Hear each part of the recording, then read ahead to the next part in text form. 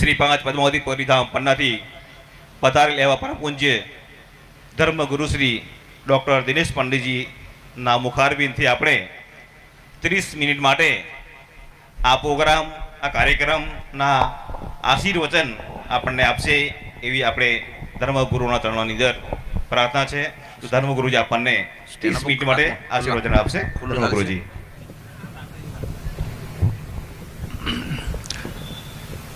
બોલો શ્રી કૃષ્ણ કનૈયા લાલ की जय। શ્રી પ્રાણનાથ प्यारे કી શ્રી 5 નવતનપુરી ધામ की जय। પદ્માવતી પુરી ધામ કી જય મહામંગલપુરી ધામ धाम की जय। વ્યાસપીઠ ઉપર બિરાજમાન 3 દિવસથી જે આપણા વિસ્તારની અંદર આવીને સરસાવાથી ઘણી મહેનત કરીને હું માનું છું એમણે જે અર્જિત કર્યું છે એ આપણા રિમોટ એરિયા સુધી જ્ઞાન દ્વારા આપવા માટે આવેલા પરમ પૂજ્ય શ્રી રાજન સ્વામીજી, એમના વિશે 2 શબ્દો મને કહેવાનું મન થાય છે કે જે ગ્રાઉન્ડ લેવલે કામ કરી રહ્યા છે, જમીની લેવલ ઉપર, અવકાશમાં ઉડીને નહીં, કે લોકોના ઘરે ઘરે જઈને ગમે તેવી પરિસ્થિતિઓનો સામનો કરીને પણ નિજાનંદ સંપ્રદાયની ફિલોસોફીને એક પરમાત્માની વાત બધાને સમજાવવા માટે જે એમના પ્રયાસ છે, એમણે આખું જીવન સમર્પિત કરી દીધું છે. એટલા બધા વિરોધો વચ્ચે પણ એમણે એમની પ્રતિભાને જે નિખારી છે અને આપણા સમયની સાથે જે જ્ઞાન પીરસી રહ્યા છે એનો હું સાક્ષી છું. એમને ખૂબ ખૂબ ધન્યવાદ આપું છું. અને મને ખુશી છે કે આપણા ખેડા જિલ્લાની અંદર એમના આગમનથી પ્રાણનાથ સ્વામીની વાણી જે અત્યાર સુધી રૂમાલની અંદર વીંટેલાઈ છે અને એની આપણે ભલે માથે મૂકતા હોઈએ રૂમાલ ઓઢાડીને, પણ માથે મૂકવી એનો અર્થ છે કે એ જ્ઞાનને આપણા બુદ્ધિની અંદર ઉતારવું. અને એ ત્યારે ઉતરે કે જ્યારે રૂમાલમાંથી બહાર કાઢીને એનું વાંચન કરીએ, એનું મનન કરીએ અને સમજ ન પડે તો જે સમજ્યો હોય એની પાસે સમજીએ, ત્યારે એ જ્ઞાન આપણી અંદર જાય. અને જ્ઞાન જાય તો આપણા વિચારોમાં પરિવર્તન આવે, અને વિચારોમાં પરિવર્તન આવે તો આપણું જીવન બદલાય. એટલે જીવનની અંદર ક્રાંતિ લાવવી હોય તો જ્ઞાનની બહુ જરૂર છે. અને એ જ્ઞાનને પ્રોત્સાહિત કરવા માટે એમણે જ્ઞાનપીઠની સ્થાપના ઉત્તર પ્રદેશમાં કરી અને ત્યાર પછી શ્રી 5 પદ્માવતી પુરી ધામની અંદર પણ એમણે જ્ઞાનપીઠની સ્થાપના કરી. એ બદલ ખૂબ ખૂબ અભિનંદન આપું છું. એવી જ સ્ટેજ ઉપર બિરાજેલી વ્યક્તિ, એમના પિતાશ્રીને તમે જાણતા હશો, ભાનુપ્રસાદ રાસ, જે કૃષ્ણ લીલાઓ બહુ સુંદર રીતે આપણા જિલ્લાની અંદર અને જિલ્લાની બહાર કરતા.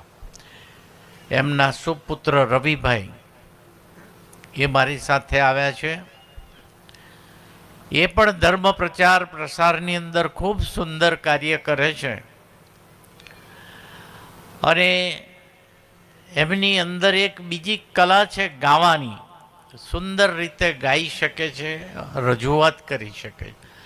એટલે આજે સ્વામીજીની સાથે 1 કલાક ફ્રી બેસવાનો સમય મળ્યો. એમાં થોડાક મેં એવા પ્રશ્નો જાણી જોઈને રજૂ કર્યા કે જેના કારણે નવું માનસ છે એના મનમાં ઉભરતા પ્રશ્નોનો જવાબ મળતો રહે. કારણ કે નવું જે જનરેશન છે એ જનરેશન થોડું વધારે આપણા કરતાં વિચારવંતું છે, અને એને તમે જો બરાબર વિચારીને સમજ ના આપો તો એ અંધશ્રદ્ધાથી કોઈ સમાજમાં જોડાતો નથી.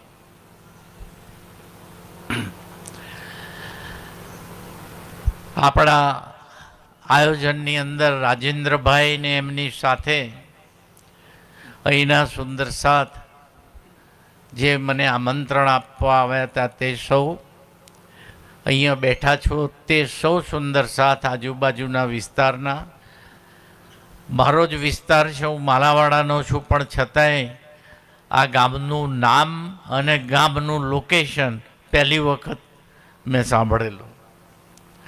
અને મને આજે કહ્યું કે તમારું ગામ તો બહુ નજીક છે, અહીંથી સીધા જાઓ એટલે નગરામાં અને નગરામાંથી માલાવાડા. સૌ બહેનો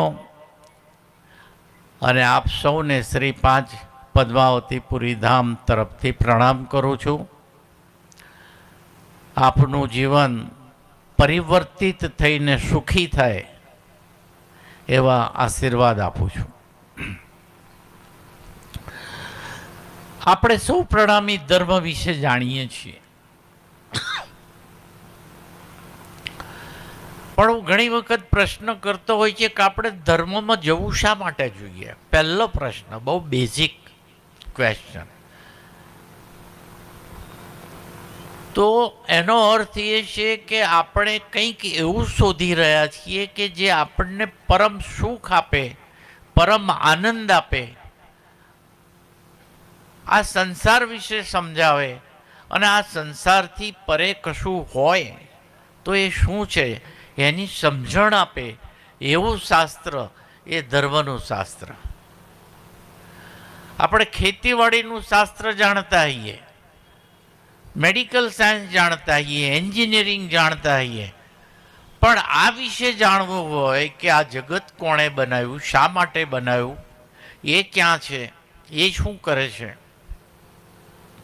અને આપણે કોણ છીએ, અને અહીંયા શા માટે આવ્યા,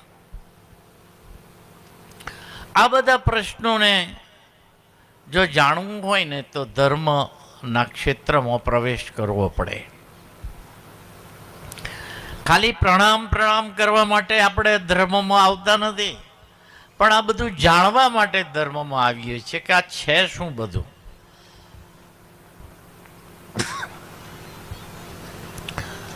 તો જેને આવો પ્રશ્ન થયો હોય એ જ આપણને સારી રીતે સમજાવી શકે.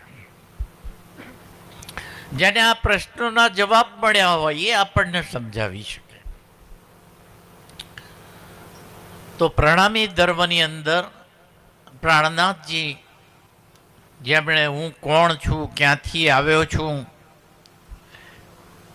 એ બધું એમના ગુરુ પાસે સંક્ષિપ્તમાં સમજીને ત્યાર પછી જે મંથન કર્યું, વ્યામે અંતર વાસા બ્રહ્મ કા સો સતગુરુ દિયા બતાય.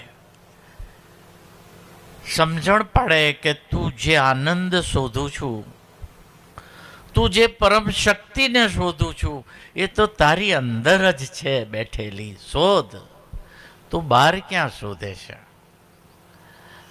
આપણે બહાર શોધીએ છીએ, તીર્થસ્થાનમાં જઈને શોધીએ છીએ, મંદિરોમાં શોધીએ છીએ, પુસ્તકોમાં શોધીએ છીએ, પણ આપણી અંદર ડૂબકી મારતા નથી.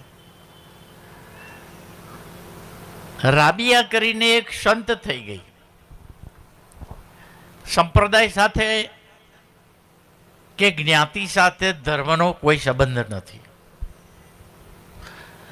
રૈદાસ જેવો ચમાર પણ સમજી શકે અને જાગૃત થઈ શકે, વણકર પણ થઈ શકે, બ્રાહ્મણ પણ થઈ શકે, પટેલ ઠાકોર પણ થઈ શકે, અને દરેક સમાજની અંદર આવા પુરુષો થયા છે.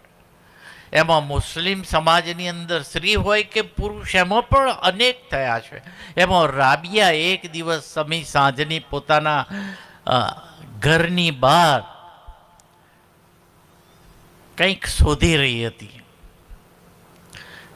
તો એનું નામ તો મોટું, અને બધાય જાણે કે બહુ ધાર્મિક બાઈ છે, ભગવાનની બાઈ છે, અલ્લાહની. એટલે પૂછ્યું કે રાબિયા શું શોધે છે? તો કે મારી એમ કે સોય ખોવાઈ ગઈ છે તે શોધું છું.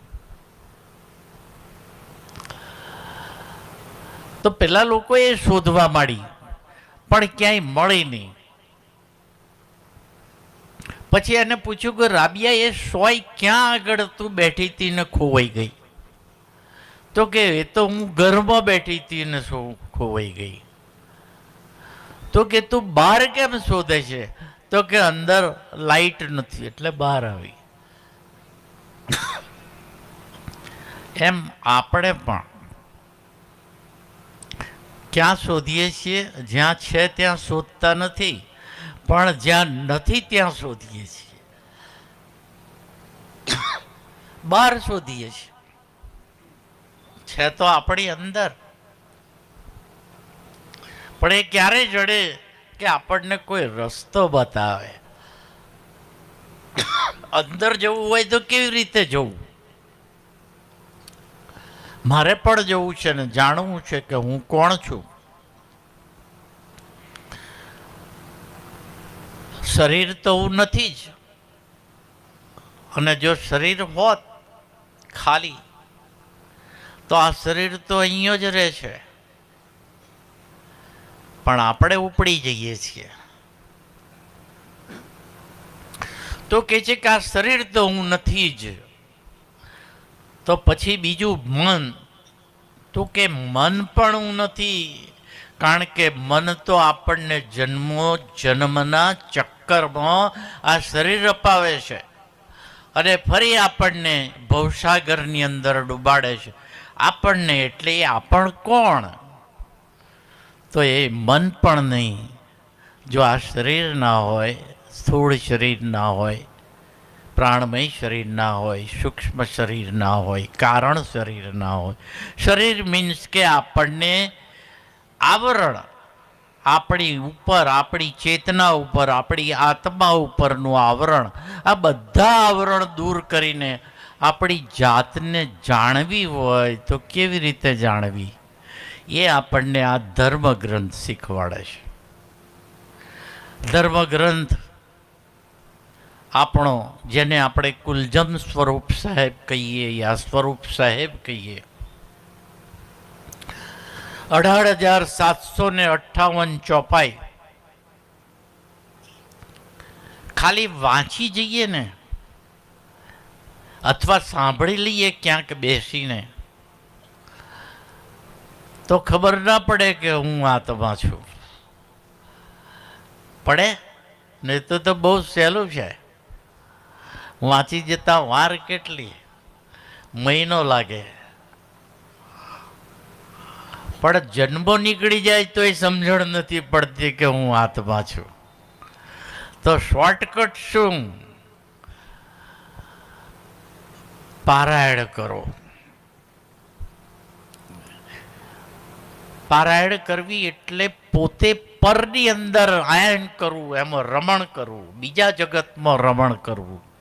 અને એ જગતમાં, બીજા જગતમાં આપણને કોણ લઈ જાય? આ જ્ઞાન લઈ જાય. એવા જગતમાં લઈ જાય કે આપણું ચિત્ત ત્યાં લાગી જાય. અને એ ચિત્તને લગાડવા શરૂઆતના કોઈ આપણને સમજણ આપે તો એ ચિત્ત લાગે. અને એ જે આપણને સમજાવે, જે સત્યના માર્ગે આપણને લઈ જાય, સત્ય વિશે સમજાવે, એ આપણા સદગુરુ કહેવાય. આ દુનિયાદારીની વાતો કરે એ સદગુરુ ના હોઈ શકે. એ તો અસત્ય જગતથી વાતો કરે છે. પણ જે સત્ય જગતની વાત કરે, જે અપરિવર્તિત જગત છે, એની સમજણ આપે. અને ત્યાં જવા માટે જે પ્રોત્સાહિત કરે એટલું નહીં, આપણને શક્તિપાત કરી આપે, આપણા વિચારોને શાંત કરીને બીજી દુનિયામાં આપણને લઈ જાય, એ આપણા સદગુરુ. તો એવા સદગુરુ ધનીશ્રી દેવચંદ્રજીને યાદ કરીએ છીએ, અને એવા જ એક સદગુરુ પ્રાણનાથજીને યાદ કરીએ છીએ. દો સ્વરૂપો કી વિતક છે. એમ આપણે જ્યારે આનું ચિંતન કરીએ, મનન કરીએ, આજકાલ આપણા ત્યાં પ્રથા થઈ છે જે મને બહુ પસંદ નથી. 5 પારાયણ, 7 પારાયણ, 11 પારાયણ, 108, 1008, 12008, આ સંખ્યા વધારવાથી વધારે માણસો જાગૃત થઈ જાય એવું મને લાગતું નથી. પણ ખરેખર 2 કલાક 4 કલાક રોજ આપણને આવી રીતે સ્વરૂપ સાહેબ પધરાવીને એમાં શું લખ્યું છે એ સમજાવે અને એ આપણી સમજણમાં આવે અને આપણે જીવનમાં ઉતારીએ ને એ પ્રમાણે જીવવાનું શરૂ કરીએ તો આપણામાં પરિવર્તન આવી જાય. એટલે હું કહું કે આ ક્રાંતિકારી ગ્રંથ છે. આપણા જીવનની અંદર ક્રાંતિ લાવવા માટેનો ગ્રંથ છે, ખાલી પૂજવા માટેનો ગ્રંથ નથી. અને એ ક્રાંતિ ક્યારે આવે કે પહેલાં તો આપણી ઈચ્છા થાય કે મારા જીવનની અંદર કંઈક પરિવર્તન કરવું છે. ગુરુ નાનક દેવે પણ કહ્યું કે દુખિયા સારા સંસાર. આ જગતમાં બધા દુઃખી છે. કોઈ શરીરથી દુઃખી છે, કોઈ મનથી દુઃખી છે, કોઈ વિચારોથી દુઃખી છે, કોઈ સમાજથી દુઃખી છે, કોઈ રાજકારણમાં જઈને દુઃખી છે. અને હું તો એમ કહું કે સુખી થવા ધર્મમાં જાય છે ને ત્યાં પણ દુઃખી છે. કારણ કે ભૂલી જાય છે કે હું ધર્મમાં શા માટે ગયો.